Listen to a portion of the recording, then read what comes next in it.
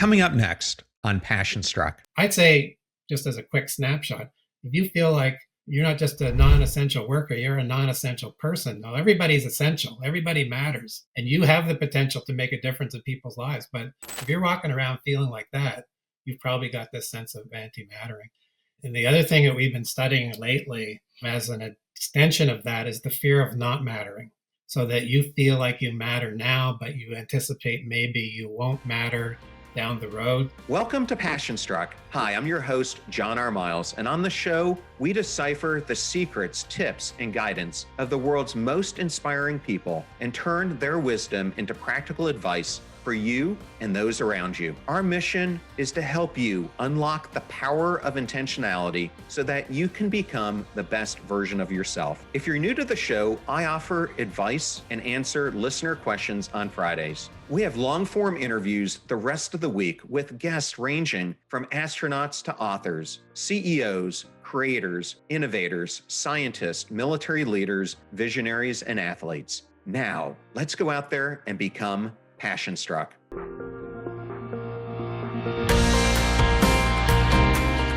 Hey, Passion Struck family. I have an extraordinary guest today, someone who I've wanted to have on this podcast for about 18 months, and we finally made it happen. I'm so honored and privileged to welcome Dr. Gordon Flett to Passion Struck. Welcome, Gordon. Thanks for having me, John. I am glad we finally got together, and we have done a lot of things, I believe.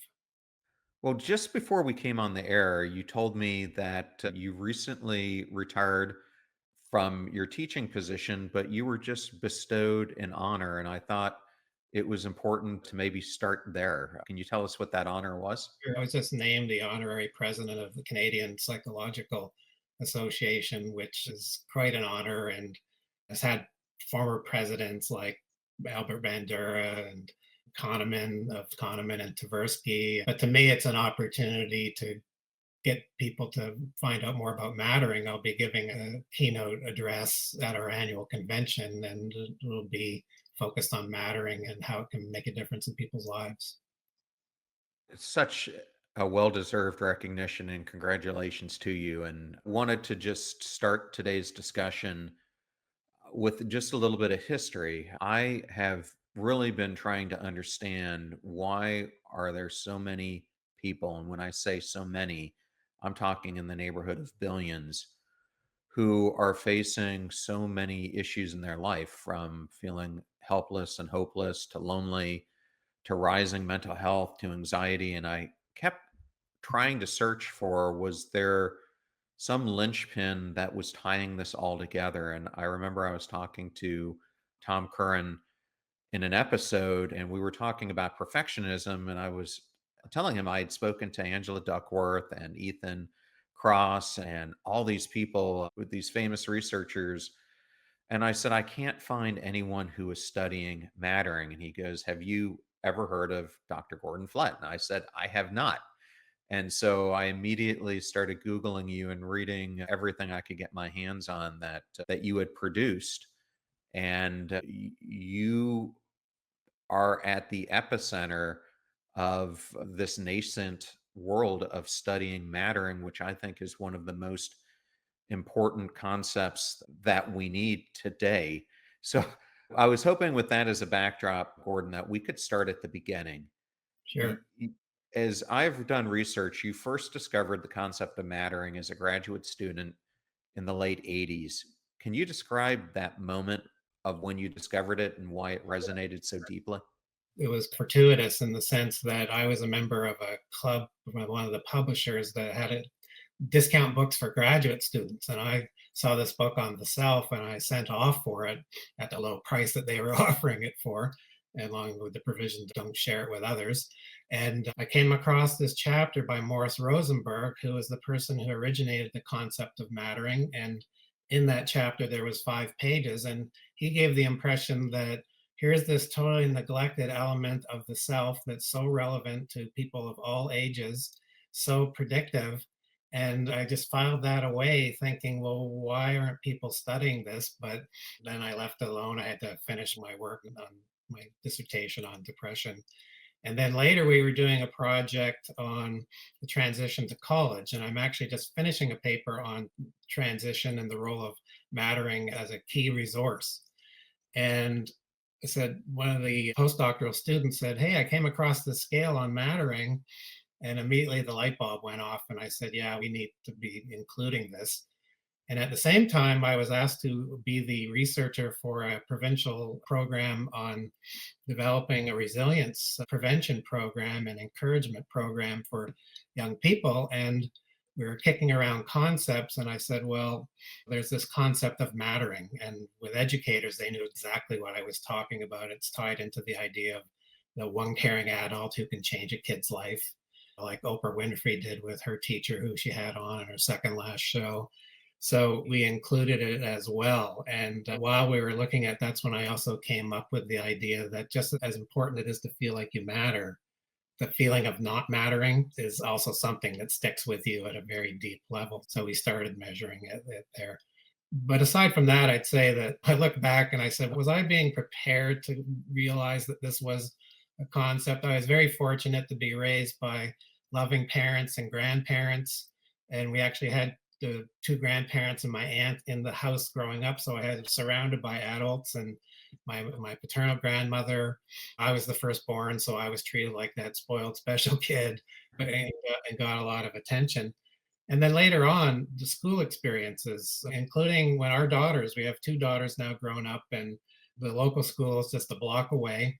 And that school was all about mattering. And when you have environments where it's right at the top, the principal and the staff, who, ironically, I just met the principal again a couple of days ago at an event, they're all about the importance of the child as a person, not just the curriculum, and really to the point where the principal in a school of 900 students knew every kid by name and something about them so that she could walk up to them on the playground during recess and then just start talking and really giving that sense of individual attention, which is one of the ways you end up feeling like you matter. And then when I became a faculty member at York, I became the undergraduate director. And I had these students come in who had many of the things that you described in terms of loneliness, disconnection, demoralized, depression.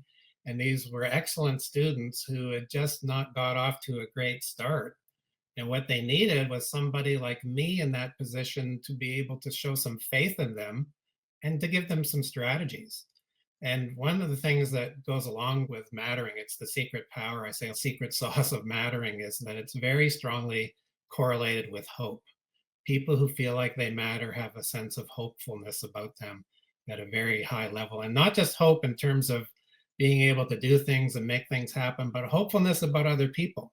And other people are going to be for them when they need it. And so I saw it and I've seen it in other people in terms of just how it's changed their lives and brought them from a position where they're really not doing all that well to a position where, hey, suddenly they realize their strengths and they're more likely to develop self-compassion and other positive things that go along with it. And in my new work, a new book coming out, I talk about with kids how if they feel like they matter, it comes with a host of other strengths, usually including hope and positive orientation towards the future, and a sense of resilience that they'll be able to overcome challenges and obstacles and adapt as new situations emerge. As you said, I just recently retired, but I'm busier than ever. And it's like the famous line from the Al Pacino and The Godfather: "Just when I think I'm out, they pull me back in."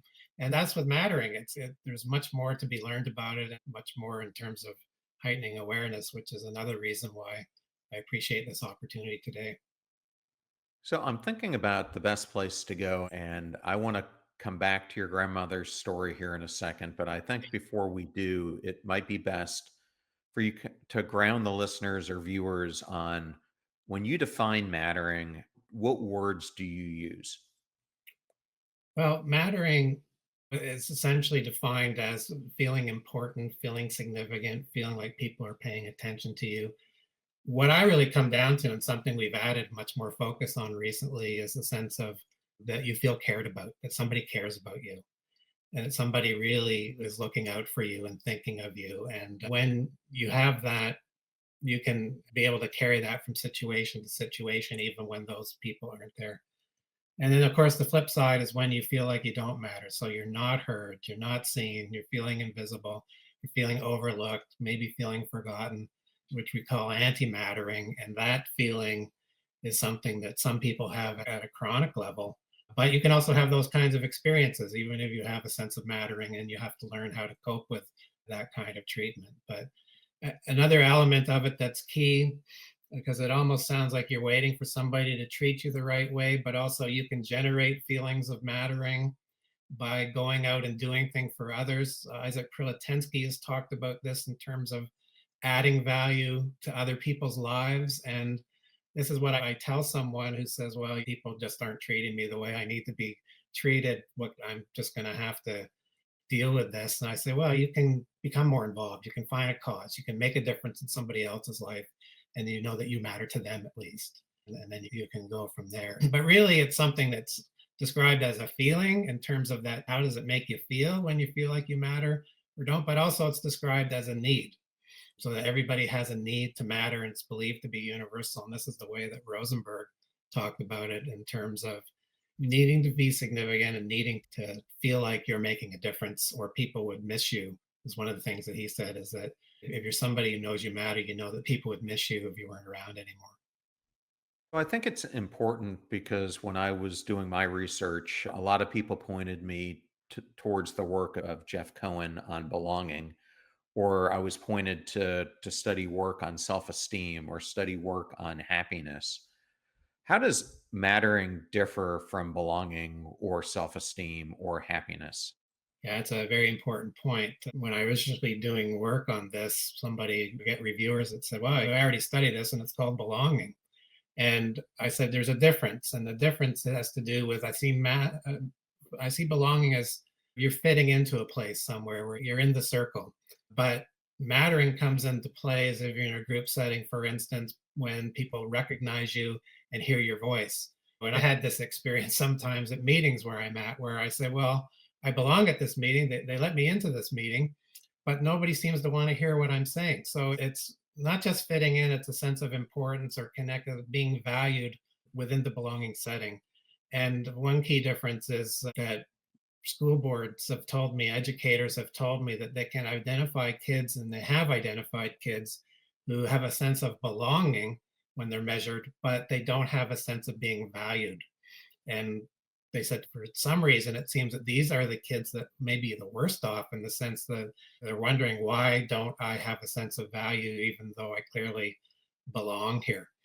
As for self-esteem, in the original work by Rosenberg, he made the key point that it's not just self-esteem, that it's a unique element. Self-esteem is more about feeling liked and feeling competent and feeling confident, but mattering is that sense of feeling valued and being important. And he showed in his original work that once you took into account self-esteem, that mattering was very much more predictive over and above. And there's been multiple papers, because that's the challenge for researchers when they have something that they think is fairly new, is they have to show that it predicts above and beyond other measures like self-esteem or sense of belonging.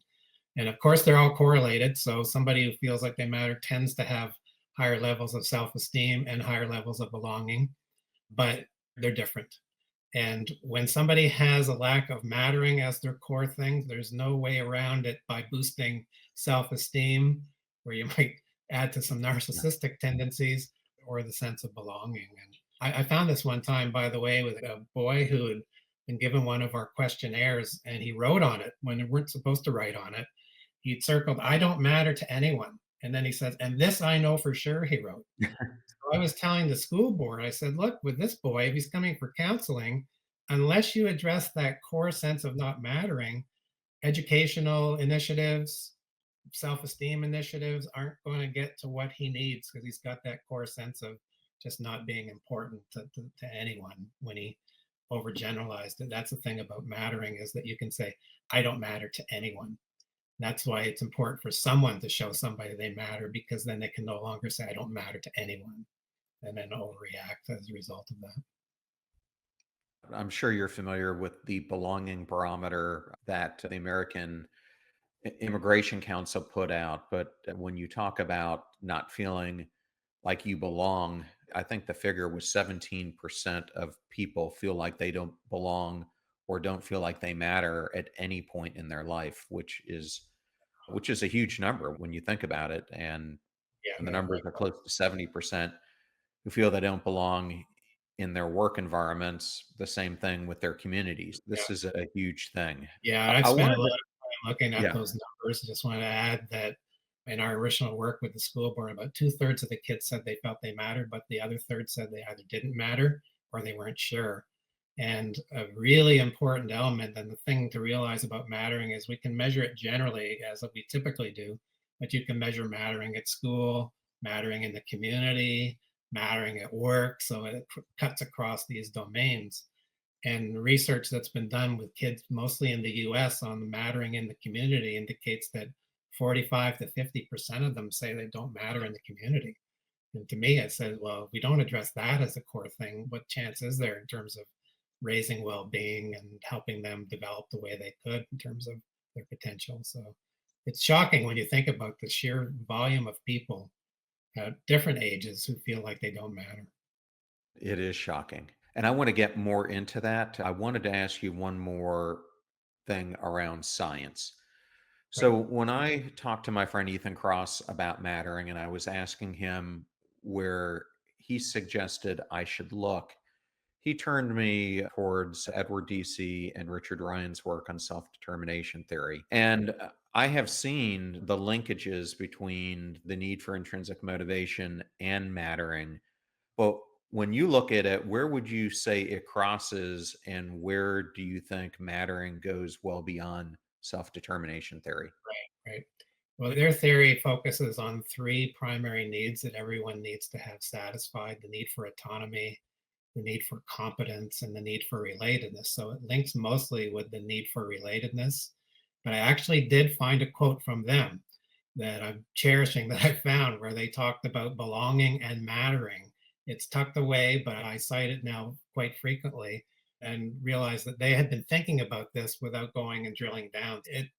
People who are feeling like they matter feel like they have a sense of agency, they have a sense of self determination, but they also have unfulfilled needs in terms of that sense of competence and autonomy.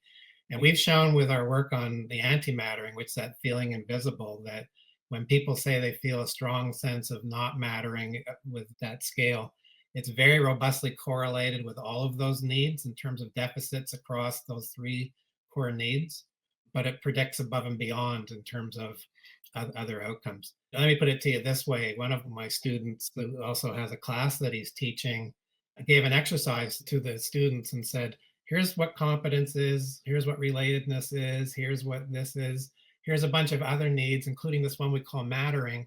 Please rank them in terms of which is the most important to you and the people you know. And mattering came out over and above those other ones. And another illustration with the school board project is we had principals at a table where we had all these concepts on cutouts. And we said we got like 15 psychological concepts here, like Jargon City, in terms of we got self compassion and optimism and grit and all of these growth mindsets. And they said, well, all of these are important, but we said, which one would you pick? And just go through them in order. And the principals unanimously agreed that mattering was the top thing out of the 14 or 15 that they picked. And when asked why, they said it's because it applies to everyone. It applies to our students, it applies to our teachers, it applies to our staff, and the custodial staff, the parents in the community. And then they were immediately made the tie into the kid with the one caring adult who changes the life of that kid. When I see those sorts of things, that's how I know that we can look at research findings, but it's something that has incredible resonance with people once they understand what the concept is. And usually they then tie that to somebody that they've known in their past who's made them feel that way. And what do you think is that link that gets people to understand the concept? Because when I try to explain it, I remember I was having this discussion with a person in the PR field, and I was talking to them about the need to matter. And they go, well, everyone has a different sense of mattering. And I said, well, that is exactly true. We all have our own view, but I think there are commonalities that we all share as well. Yeah, And we tend to focus on the differences instead of the commonalities. But how would yeah. you answer that? What I would say is like people talk about, as we have talked about belonging, they talk about connection, but mattering is about those special connections that everybody wants to feel special to someone. They want somebody who truly understands them at a level that nobody else does. And so many people don't feel understood and they don't feel seen or heard. And but it's largely about those feelings and it's tied to memories that people have, that a time when they've had someone like that. And I remind myself of this when I go and I look at popular things that are out there. Like, why are some of these things so popular? So, fictional wise, I always come to the movie It's a Wonderful Life, where there's Jimmy Stewart's character shown what it would be like if he didn't exist, which not only do you not matter, you don't exist. The other fictional example I point to is Mr. Holland's Opus with Richard Dreyfuss at the end Yeah. when he thinks he's wasted his life and he's not really going to do the great symphony, and he retires and there's that room, the auditorium filled with his former students who he's impacted in ways he didn't understand. And it just it's the value of the rewardingness of people and the comfort that comes from knowing that there are people who really, it's not just loving you, but they really care about you and they would miss you if you weren't around. And it even goes through, I realized I gave a talk for a hospice organization, and the Cicely Saunders, I believe is her name, who has the famous phrase, "You matter to the end of your life, even when you're not here. No longer you matter, and you'll never be forgotten." That sense of people want, it's about their identity too. It's like they want a sense of unique identity. And I added this in my description of mattering, the need to feel like a unique individual who people are seeing as somebody with unique positive properties, a sense of individualization. And people, that's the thing about belonging versus mattering, is that you've got a unique identity within that group. No, absolutely. And the way I look at it is I've developed this framework where I think it starts with how you matter to yourself. Then how do you matter to others? How do you make other people feel they matter? And then how do you then extend mattering beyond yourself to the community around you? And I think when you talk about the second one, how other people make you feel you matter, and then how you make other people feel they matter, there's something that comes in with reciprocity. Is that something that you've looked at? Yes, I haven't studied reciprocity per se, but in the new book that I just finished, talk about mutual mattering in terms of that reciprocity. And when you're really locked in with somebody, you've got that sense of reciprocity where they understand you and you understand them, but they're looking out for you and you're looking out for them. And the book I always go back to read to remind myself of this is Tuesdays with Maury. It should have been called Tuesdays with Maury and Mitch Albom's book that was a gigantic bestseller. And I said, there's Mitch Albom going back to visit his professor who's in his final days or he's heading in that direction. And that sense of caring about each other and how much he seemed to miss that in terms of when they'd lost contact. And that's the key, and that's the best thing in terms of parent-child relationships, where there's that sense of connection where the child is showing concern for the parents' feelings as well, and that whenever they get to that stage, some young people intuitively seem to have that component. But reciprocity is key.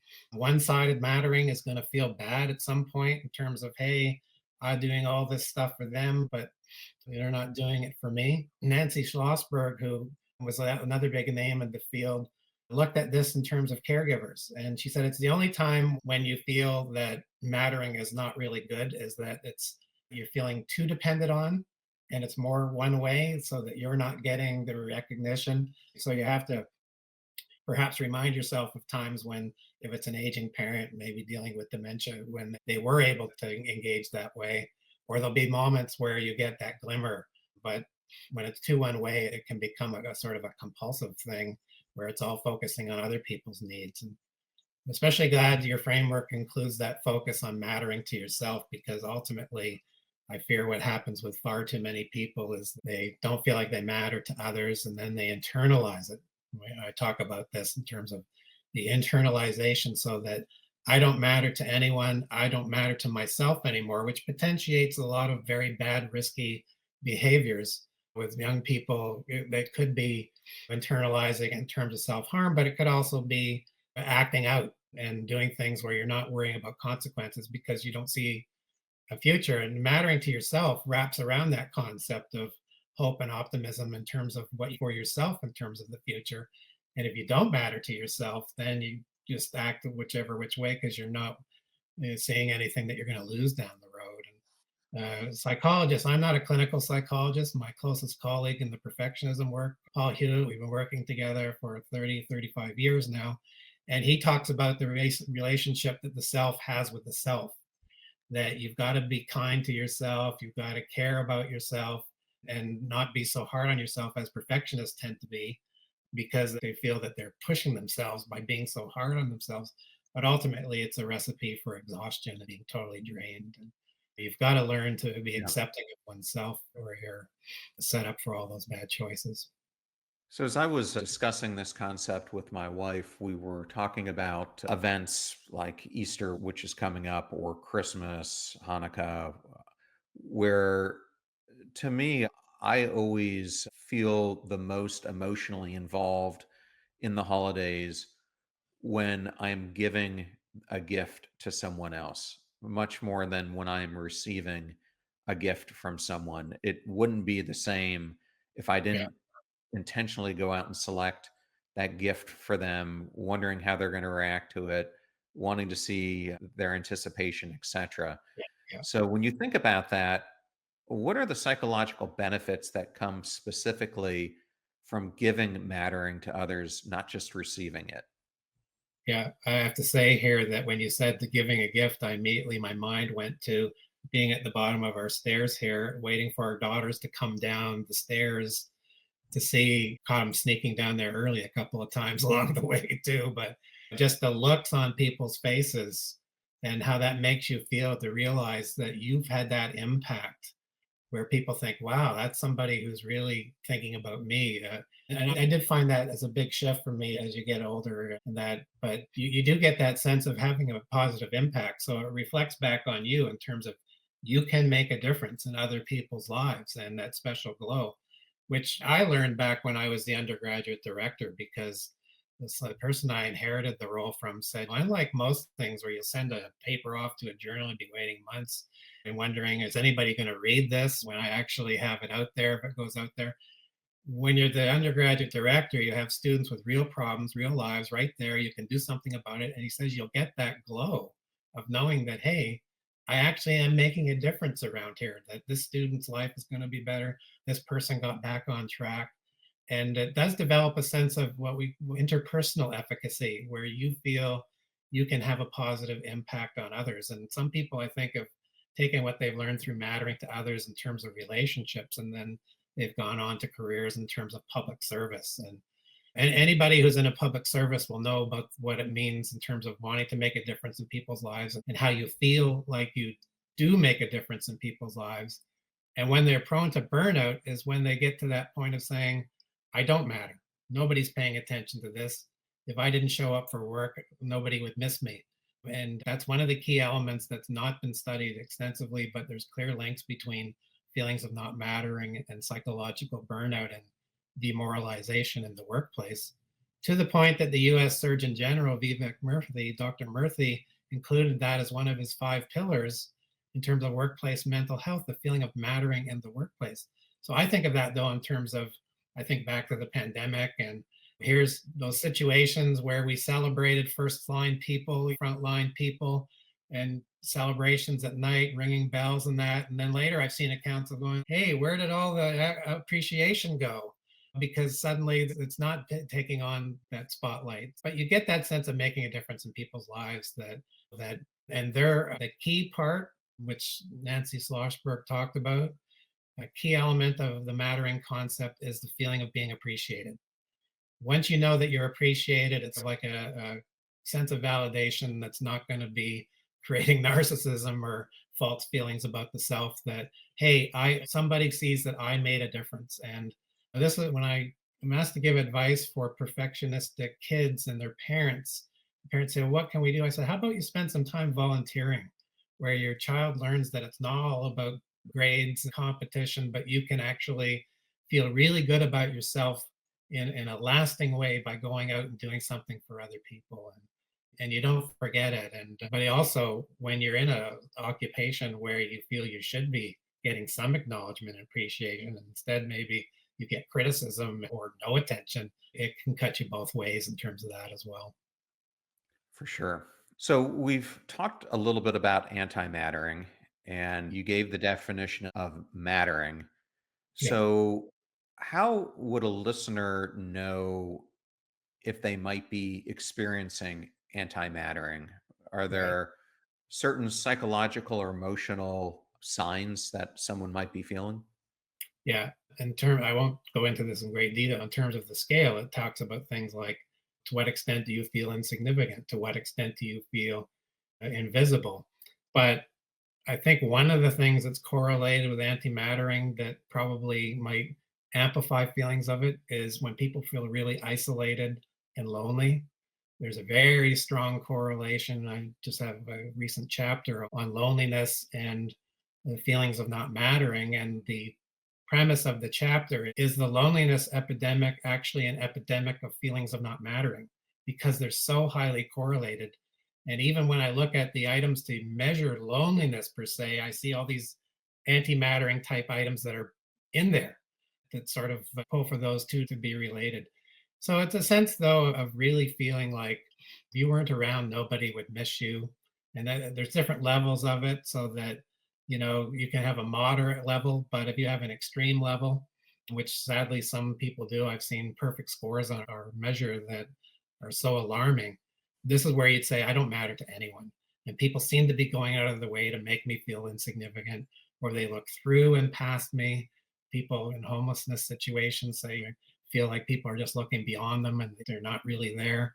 But some people have lives like that. And it's also possible to have a general feeling of mattering, because we've shown in profiles that people have a sense of positive mattering, but they also have a sense of anti-mattering because maybe they have a background where they know they matter to people, but they're in a work context where they're made to feel irrelevant. And that famous thing about essential workers versus non-essential workers. I'd say, just as a quick snapshot, if you feel like you're not just a non-essential worker, you're a non-essential person. No, everybody's essential, everybody matters, and you have the potential to make a difference in people's lives. But if you're walking around feeling like that, you've probably got this sense of anti-mattering. And the other thing that we've been studying lately as an extension of that is the fear of not mattering, so that you feel like you matter now, but you anticipate maybe you won't matter down the road. So it could be, in my context, for example, okay, I'm facing retirement. Am I still going to have attention paid to me? Do I have to stop people on the street now and start rambling, a madman? And that fear of not mattering, I think, makes people just keep striving if they're perfectionists because they don't want that feared outcome to occur. And I came up with the idea of actually studying this when I was watching the Emma Stone Michael Keaton exchange in Birdman movie, where she very harshly says, "Dad, you know what? Your biggest problem is you're afraid that you don't matter." And then she says, "And you know why? Because you don't matter." So she got him on the anti-mattering and the fear of not mattering. And this is not as prevalent a feeling, but it certainly is relevant to certain age periods in one's life or transitions. And a whole side of mattering that's not been studied, with the exception of maybe four studies, is the loss of mattering, where you were somebody who felt significant and then something happened where you now feel insignificant. And then you can dread the dreaded anticipation of something like that happening, which tends to tap into other insecurities. Well, when you think about what you've just described, there are various points in your life where that could happen. One could be you're coming out of a long term relationship or a marriage, Yeah, could be one aspect of it. Another one that I typically see people who come to me who have had a long career and now they're either retiring, maybe from the military, maybe from what they're wanting to do, and their whole sense of identity is shaken to its core and they don't feel like anything they're doing matters. yeah, I've seen this happen. It happened to me when you get well into your career, only realizing that what you're doing is not what lights you up inside and never was. right. And you're searching for your identity again. So I think there are many different circumstances that in our lives that we hit peaks and valleys where we feel like we matter, and other times troughs where we've lost it completely. Yeah, and the feeling transition in terms of the feeling really gets at people. In my case, I spent 3.5 years as associate dean in our faculty of health. And I remember the feeling, it's okay, you're literally a big man on campus. And then the next day, when it's all over, you're not. It's okay now. I'm back into the rank civilian life, as one of my colleagues described it. But it really hit home when I said, that parking spot that I had right by our building, am I going to be allowed to keep that? No, you're not allowed to keep that. And then I said, how about if can I go on the waiting list? No, it's too long.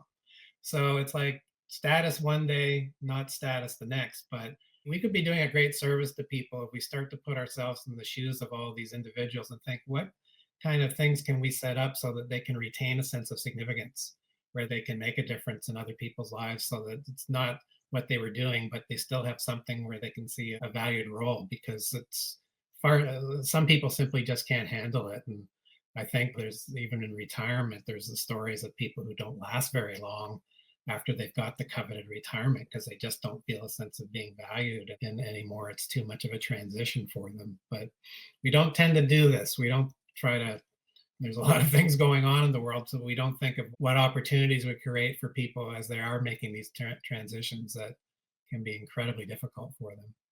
Absolutely. Gordon, I wanted to go into a couple different areas. One of them is going to start with workplace, and then we're going to go to schools after it. So I want to start with the early experiences that you had visiting your grandmother's workplace because they had a significant impact on you. And I wanted you to use the experiences of visiting her workplace Yeah. to how the workplace has evolved today. Right, right. I can answer the first part of that easier, but my paternal grandmother and my other grandmother worked at a cafeteria that my one grandmother ran. So my sister, and I'm talking maybe 6 years old, 5 years old, and my sister is a year younger. We would go to visit the grandmothers and get a special lunch and have all this attention plus whatever we wanted, which for me was usually some mac and cheese and some chocolate milk.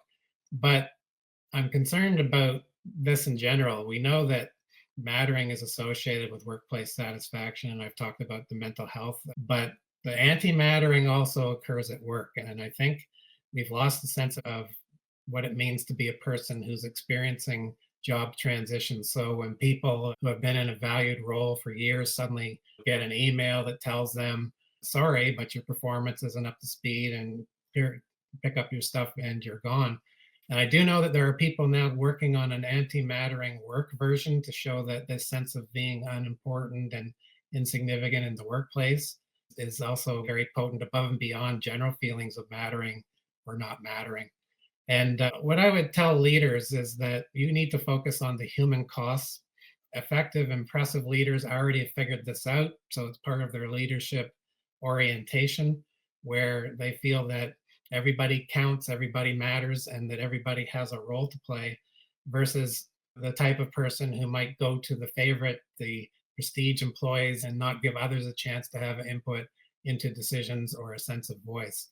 And workplace mattering is something that has got very limited attention. There's a separate scale that measures mattering in the workplace that's only been used in a handful of studies, but it's absolutely critical. And that's something that I saw in our local school in terms of the educators all feeling like they mattered and everybody feeling like they mattered. And it is tied into that sense of demoralization and burnout that I was referring to. And people like Freud said love and work were the two key domains. Well, if you feel that your work is something that's draining you in terms of you're not getting any sort of validation or sense of being valued in that workplace, it's going to be reflected in illness, turnover, absenteeism, presentism, where you're there, but you're not really there psychologically. Bottom line is that when people in a work setting or another setting feel like they matter, they're much more engaged in a day-to-day way and in a problem-solving, proactive mode versus being disengaged and disillusioned and demoralized if you feel like you don't matter. in a work setting. And the leaders who have already figured this out, they got where they got for a reason because they are realizing the human side of everything.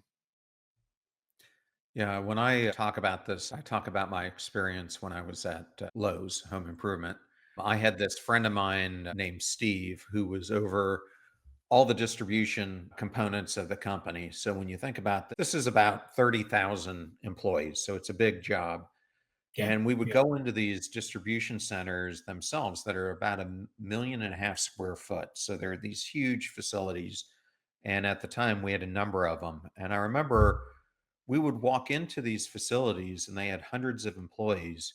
And Steve would walk around and he would know not only every person's name, he would understand who their family members were, what their yeah, passions were. It was amazing. And he was almost like a rock star. People just flocked to him because he made them feel seen.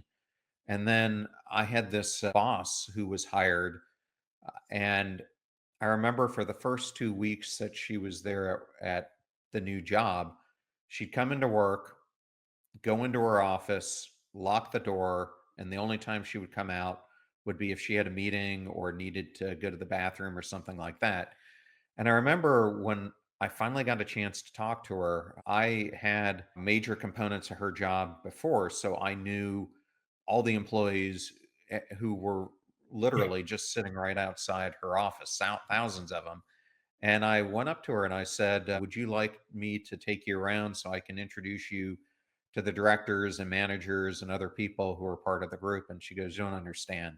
She goes, that's your job. I don't have any desire at all to meet them. My job is to manage you, to manage my peers, and to manage the mhm, relationships with my superiors. And yeah, I just look at this, two people were at the exact same yeah, level. They were both SVPs. And I look at how differently they approach their jobs and yeah, how the people underneath them performed for each of those people because one treated them like they were family, the other yeah. treated them like they were a cog in a system. Yeah, and people are very attuned to that, and it could be even worse if they treated a few people like they were key and the rest of it they weren't. I'll tell you a quick story about this. My brother decided to get involved in photography, my youngest brother, and he happened to be at a photo shoot with President Bill Clinton there in Hamilton, Ontario. And Bill Clinton is somebody who figured this out a long time ago in terms of his charisma. A lot of his charisma is making everybody feel like you're the only person I'm talking to in this room and being sincere about it. It has to be authentic too. It has to really matter. So at the end of this photo shoot, where my brother's in the corner and there's Bill Clinton and Secret Service, and he's just the assistant to the photographer who's doing the main shoot. President Clinton went over to my brother when he didn't have to, when he was already probably behind schedule, and said, young man, tell me a bit about you. You've been here. I want to find out what's happening with you. And he spent time with him, which the glow that my brother had would have probably lasted the next couple of years because of that. The same thing with there's a big element of mattering in sports and performance. And the really successful coaches are not just the strategists and the taskmasters, but also the ones who make their players feel like they matter as people. And I got a read on this when I went through the book that was written by Jerry Kramer, who became Hall of Fame lineman from the Green Bay Packers, who talked about Vince Lombardi behind the scenes in the diary that he kept for a year. It's great reading for anybody into sports.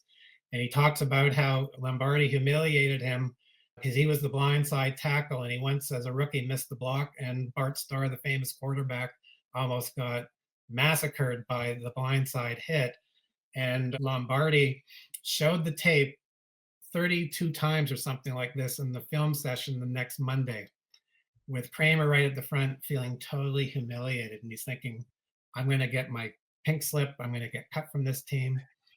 So he's sitting there actually thinking, should I clear out my locker as everybody's left? And suddenly an arm comes around him and it's Vince Lombardi. And he's saying, I was pretty rough on you. I want to tell you why.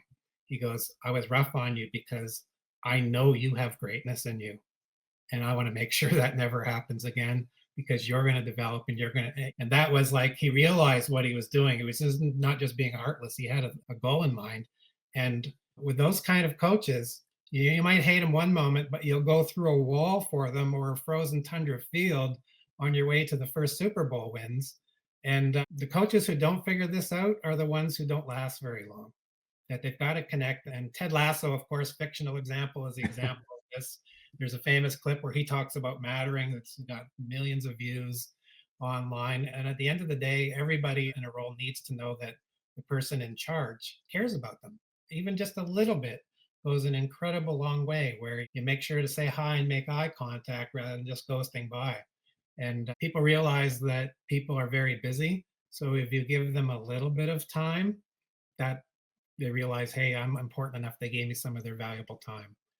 But so many leaders don't figure it out. And I talk about human costs, but if somebody added up the financial cost due to people not being as productive as they could or being ill, it pays for itself. But I think it mostly pays in terms of the people themselves, in terms of how they feel as a result of their interactions. And I feel sorry for that lady who's like, she cut herself off from rewarding interactions and more enjoyable work day by not getting and talking to some of the people, and probably also not learning some of the things that would then enable her to make important decisions down the road. I won't pick on her too much, though. I don't even know her. No, I think that's one of the things that many leaders fail to do is to treat people, regardless of where they are in the organization, at an equal level. Because some of the most mind blowing discoveries I made was by talking to all the employees, because sometimes they have the best ideas possible to fix things, but Yeah, they're never given the chance to have a voice yeah, into strategy and ways to overhaul things. So you're yeah, doing yourself a huge disservice by not including people in the discussion. yeah. And I always think of my favorite fictional detective, Bosch, with Michael Connolly. Everybody counts or nobody counts. And everybody in an organization is important because they're going to be in an opportunity to do whatever for whoever. And as you say, sometimes the greatest ideas come from having many minds focused on the same thing and many voices talking about it. So I now want to switch the topic to kids. So as Yeah, I have been writing my own book on this and trying to figure out what is going on and who is suffering the most when mattering is lost, what I keep finding is this is what has already happened to Generation Z, and it's what is already occurring to Gen Alpha right now as we speak. And there seems to be a couple different dimensions of it. You talked about the school that your kids or grandkids were in earlier as a great yeah, example of a school where mattering is present. But I feel in the vast majority of schools, mattering is completely absent or severely lacking. And then on top of that, as the work of Jennifer Wallace showed, you then have this erosion of the family system as well, where the person who shows a child that they matter the most is the parent. And if the parent themselves don't feel like they matter, it starts having this ripple effect. So they're not feeling it at school, they're not feeling it at home, they're probably not feeling it from their friends. And so you've got this recipe where this is something that's now being taught from their earliest ages. Am I thinking about this in the right way? yes, for sure. Well, you think about everything in the right way, as far as I'm concerned, because that sense of looking at all those domains is critical. And I found there are schools, and there are even some school boards here who are now trying to put a focus on mattering, but it's the exception rather than the rule. And for those kids who don't feel like they matter at home and they don't matter in the community, if they matter at school, then they can no longer say, I don't matter anywhere. And they can get out of that type of thinking. And one of the concerns, of course, with the generation that we're dealing with now is social media addiction. And if you feel like you don't have that sense of mattering in your day to day, whether it's at school, family, relationships, then you can turn to the internet and social media to try and get that sense of mattering. And there is some initial research, including studies I've been involved with, linking the feeling of not mattering and the unmet need to matter with social media addiction. And that sets you up, I think, for maybe more contact with people, but not the kind of quality relationships that provide that key, unique sense of self worth. My thing about schools is that it would be very easy for schools to implement something that would enhance the sense of mattering of everyone at the school if there's no focus on it, and it doesn't take a lot of time or energy. I did come across one school in our resilience project that was supposed to be in a comparison group. And I looked at the scores, and the students in the school had much better adjustment and much a bigger sense of mattering. So I asked the school board educators, I said, what's up with this school? Because this shouldn't even be a control school. Whatever they're doing, people need to do more of it. And they said that, well, on Mondays, the school wide theme is mental health Mondays. And Fridays, it's physical Fridays for the physical well being. So that sort of initiative, where it's coming from the top of the school and then comes in various ways as part of how the week unfolds, sends the message right at the start that, hey, we realize that you need to matter and you matter to us, to the point where we've structured this and made it a focus, and try to show how you let your fellow students know that they matter so you can develop more peer relationships. But I do think that the mental health issues of young people today, whether it's anxiety, depression, loneliness, suicidality, mattering and the feeling of not mattering, has a very strong role to play. It's not the only thing, of course, but for many, it's at the core element of this. And when they feel that they don't matter, then there's little reason to become engaged in learning. So this is what I was telling our educators, is that the ultimate goal for them was to increase learning outcomes and to decrease problem behavior that was really problematic in several schools. And I said, people need that sense of a future and a sense of worth, and that will carry over in terms of learning, and it will carry over in terms of behavior, so that people are going to benefit, young people benefit in multiple ways. And it can create a culture. So if you can foster an environment where it's across, whether it's a workplace or a school or wherever, where that is a very salient thing, and people do big things or small things to promote the sense of mattering among the people they interact with, it can have an enormous benefit. And seen it. So I actually found with the school behind us and the principal who we renewed acquaintances with on Friday, that I found the initial documents where they went and selected staff that had this kind of orientation, who had a people orientation, so that it was a brand new school at the time, and it was something that was baked in terms of picking people who could carry this message and this way of interacting with people. A follow on question to that is, I think whether it's kids or adults, many people struggle to see how their actions actually affect others. Do you have any insights from your research on why recognizing our impact on others is so crucial to feeling like you matter? Don't have any research per se, except to turn back to that work on doing for others in terms of volunteering or mentoring, and how there's a literature on this. Now, usually these papers on volunteering or mentoring don't mention mattering as the key ingredient in terms of those interactions, but they say, well, there's a benefit to this and a benefit to that. And what is it about that? And it's in terms of that relational side of things, where you can see somebody's face light up when they learn something that they weren't able to learn, that transformation, because you were able to tutor them in a way that got them on the right track, where they suddenly are not self-doubting anymore. But generally speaking, like I said, I do believe there's even examples in terms of that making a difference in other people's lives. There's case examples of people with severe forms of mental illness, and then they were given a role within a setting or helping a fellow patient, or that, where they suddenly realized, hey, I can do something worthwhile for somebody else, and I do have this positive, and it transforms them, and it's a key to their well-being.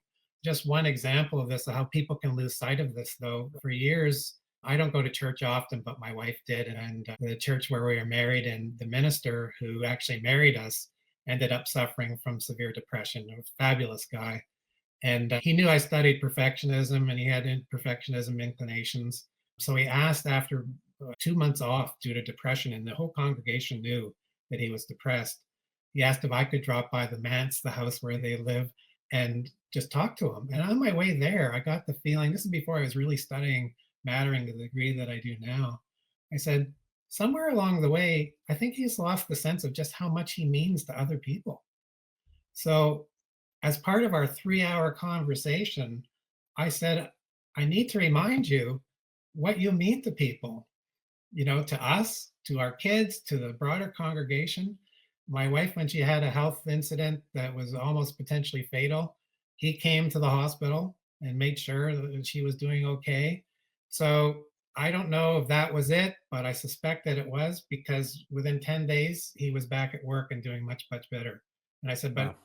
it also taught me a lesson though, like, how can people who do so much for others lose sight of that? This is where people judge themselves according to some very difficult standards and lack of self-accepting. And I've actually been to a few things that are sad in a sense, but where somebody far too young has passed away, and you get there and there's like 300 or 400 people, and you're going, did this person realize just how much they meant to all of these people? I had a grad student who passed away tragically around the age of 40, and when we got to the funeral, there was 500 people there, because what I learned was, although he procrastinated on his own work, he was a master tutor in terms of statistics. And he literally went around the university helping out any grad student he could find or undergrad who was having problems with statistics. And it's too bad that people don't realize this. It's like Jimmy Stewart in It's a Wonderful Life. He didn't realize his impact until he was shown what it would be like if he wasn't around anymore. And I think people need to get reminders. So this is what I tell parents is, just don't assume that your kid knows that he or she matters. Show them, remind them, talk about it, and realize that you matter as part of it as well, because parents also lose sight of how much they matter, especially when I feel like it's a thankless role at times. But parents, one piece of advice I give is, for that situation where the teenager looks like they don't want any input from the parent, give it a try anyway. And then you can say, well, directly, you can say, hey, I just want you to know, even though you don't seem to want to talk to me, that I'm interested in finding out what's going on with you. Because they will remember that. They might not acknowledge it, but they'll know that somebody actually cared about them and the parent was trying to show an interest. Thank you for sharing that, Gordon. And there are a couple of last areas I wanted to go into with you. One of them is the fact that mattering is malleable, that we can actively increase our sense of significance. And I was hoping you might give some practical strategies or maybe habits any of the listeners could do to enhance their own sense of mattering. Well, we can't forget as well the mattering to yourself part of it, and to people remind themselves of what they have done if they don't feel that way in the current situation, what they've done in the past. But I think the outreach to other people can be through small ways. Just checking in on somebody is one way to get their sense of mattering up, and then you will feel that you matter as well in terms of the reaction. The principal I referred to at the school was the master of the lost art of writing somebody a personal note. But you can also write a note to yourself in terms of reminding yourself about things that you've done that people seem to have appreciated, and things that you could do if you're not having a chance at the current time. Really, a key thing though is spending time with people. My one brother said one time, he never went beyond high school, but he said to me one of the wisest things I've ever heard. He says, your time is limited. So if you give your time to somebody, that's the most precious gift of all. So spending time with someone shows that you want to be with them, that you're valuing them in a way. And unfortunately, in the busy world, that we have too many situations where people are left to themselves and they don't get that interaction.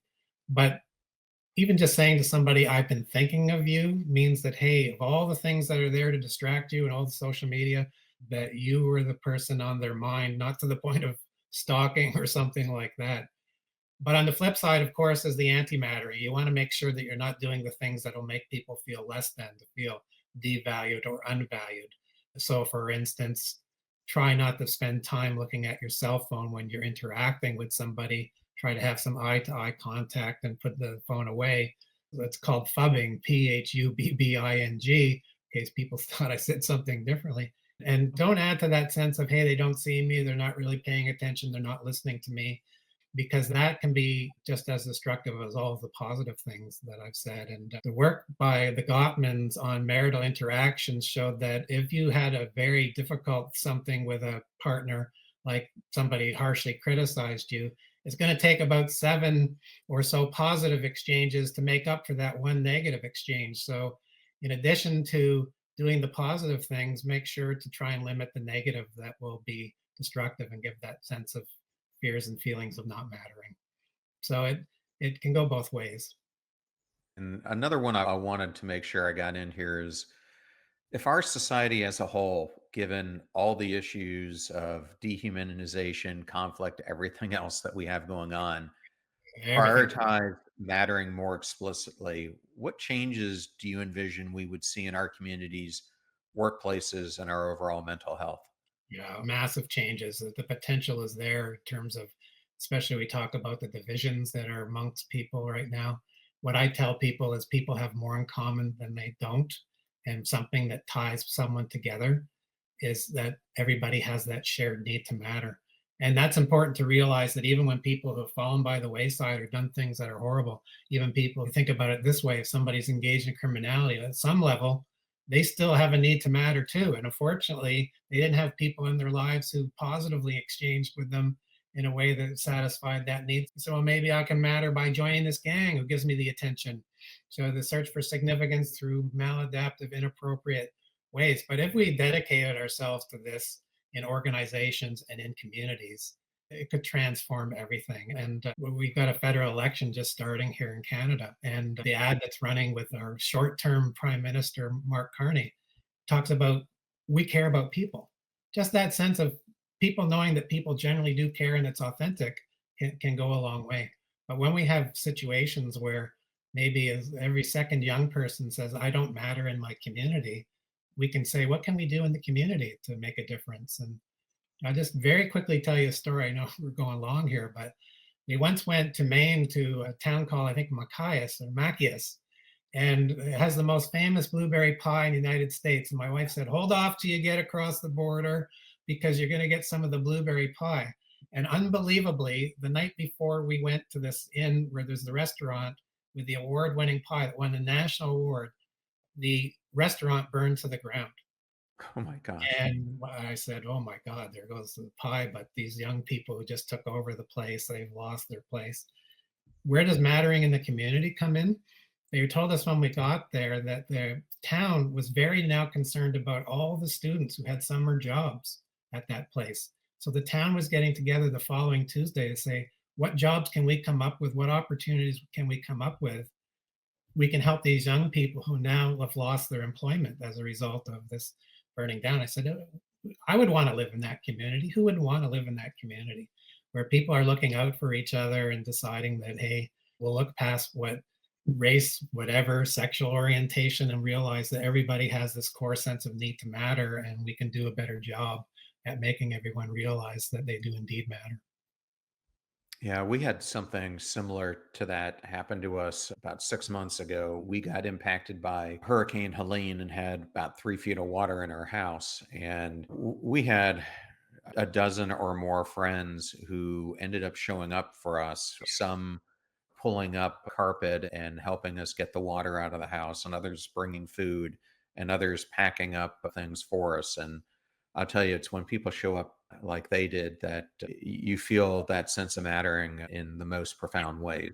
When you need it the most, and that's a key thing about reciprocity that I should have said is that it involves a responsiveness to someone's needs. When they send out a signal, or you can figure out that they need something, whether it's the help of neighbors or whatever, responding to that is a key time because then they say, hey, this person is tuned into me and what I need and was sensitive that I needed it.